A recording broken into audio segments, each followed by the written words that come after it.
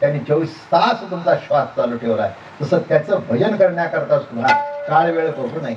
म्हणून वारकरी उन्हात तानात चालतो, दिवसभर चालतो, भजन करत चालतो, गळ्यात टाळ घालून चालतो. असं म्हणत नाही की ऊन आहे का, नाही, ऊन असणारच. ऊन असणं हे महत्वाचं आहे. आता सध्या कळलं का, पाऊस पडून गेला बर का, आता ऊन येणं, उन्हाशिवाय पिकं जोमाला येत नाही. पाण्याशिवाय जशी येत नाही तशी उन्हाशिवाय सुद्धा येत नाही. ते नीट लक्षात ठेवा. देवाने किती कौतुक केलंय. पृथ्वी काय, आप काय, तेज काय, वायू काय, आकाश काय, कशाची किंमत करता तुम्ही? आता जमिनीचे भाव करता बर का, 1.5 कोटी 2 कोटी गमतच आहे. तिथे काय भाव जाते एकरी?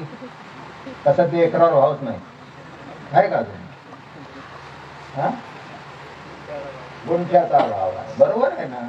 पूर्वी किलोचा भाव होता भाजीचा, आता 25चा 250चा भाव आहे. अहो मी कधी बाजारात जात नाही. आमची पुण्याला 1 महिना कार्यक्रम असतात, फार समाज असतो. तर आमची बहीण गाडीतून उतरली भाजी घेण्याकरता. ती त्यांनी विचारलं भेंडी काय, ते म्हणे 25 रुपये. मग तिने पाव किलो आणली. मी म्हटलं काय वेडपटपणा करते, अगं 1 किलो तरी घ्यायचीस. भाव म्हटले महाराज तुम्ही गाडीत बसून असता, तुम्हाला माहित नाही, हा 25 रुपये भाव पाव किलो. म्हणजे भाव सुद्धा कशावर आले, कमी कमी पाव किलो. तसं पूर्वी एकरवर होते, आता नाही. नाही मी नेरोळला राहतो, तिथे फुटावर भाव आहे. हा आता सिडकोनी जमीन मला दिली, खूप लढावं लागलं, कारण इकडे तिकडे काही करायचं नाही. आलेला घरातला पैसा फुकटचा नाही. इथे कीर्तन केलं तेव्हा यांच्याकडून जे यायचं त्याला पावतीही दिली.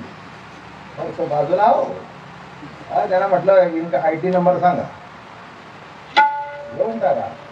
देवळं बांधणं, कीर्तन करणं देवाने माझ्या करता पुष्कळ दिलं.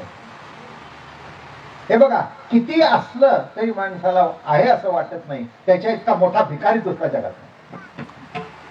आणि आहे त्याच्यात समाधान आहे, आनंद आहे, त्याच्या इतका श्रीमंत दुसरा म्हणून पूर्वीपासून जे आहे. देशमुख काय तुम्हाला सांगतो, आम्ही फलटण सीटचे इनामदार आहोत. बघा तुम्ही, फलटण स्टेटचे इनामदार आहोत. मालोजीराव नाईक निंबाळकरांचे इनामदार. तिथे 200 एकर जमीन, एक नाही किती एकर जमीन. असे बसा मी तर पुढे काय बोलत, पुढे बसा. म्हणजे मला मागे बघायला नको. त्याचा कार्यक्रम आहे, त्यांनी पुढे बसा.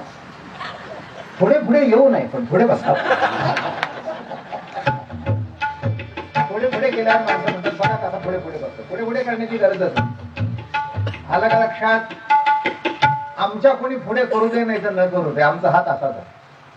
आशीर्वादच आहे. कुणाला देणार न देणार हा प्रश्न येतच नाही. म्हणून आहे का नाही हा प्रश्नच नाही, आहेच.